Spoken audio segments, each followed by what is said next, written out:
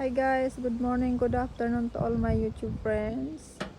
Now I'm going to vlog this our bobcat we call here in Australia is a bobcat. Actually we have two bobcat and two excavator and one truck. That's our equipment for construction. Actually we are a construction contractor. So I just filming this one in here. Hopefully next time I filming all of them because now is busy the other machine. So then we call here in Australia is a bobcat. This one in Philippines is I think we call that is a payloader, and the excavator is call in Philippines is backhoe.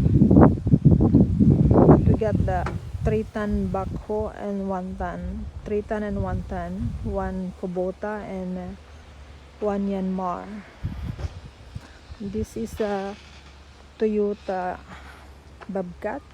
We call it a payloader. Yeah, that's what we use for construction.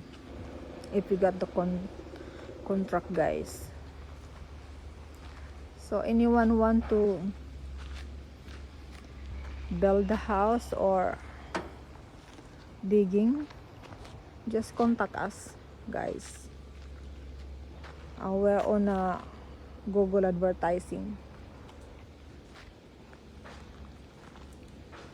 So this is our what we use for leveling the soil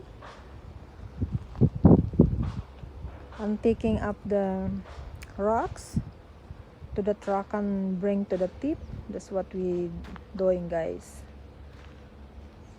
So this is the one we use it bobcat. This is the 3-ton, and we get the 1-ton inside the shed. So making noise our neighbor because we got many neighbors here, all renters here because this is the around construction site. So we just renting here for our machineries, and the other people, they're renting here too. They put their machineries for they put their equipment for construction. So that one, guys. So hopefully next time I'm vlogging all of them, truck, excavator and bobcat, and that one my car. We park in there, my car. So thank you guys for watching my film all the time. Thank you for helping. Everyone help me. I always helping you too, guys. So that's why this is we using for picking up the soil and the rocks all the time. So this is, guys, actually we don't this is late filming our equipment because when we start the business we don't have a YouTube that time. So I just try it now. Hopefully you like my video, guys, and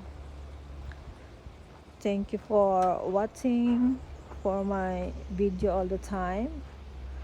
And if you're not my subscribers, please can you subscribe my YouTube channel, likes and comments below or and share. Then see you for the next content. Bye, guys.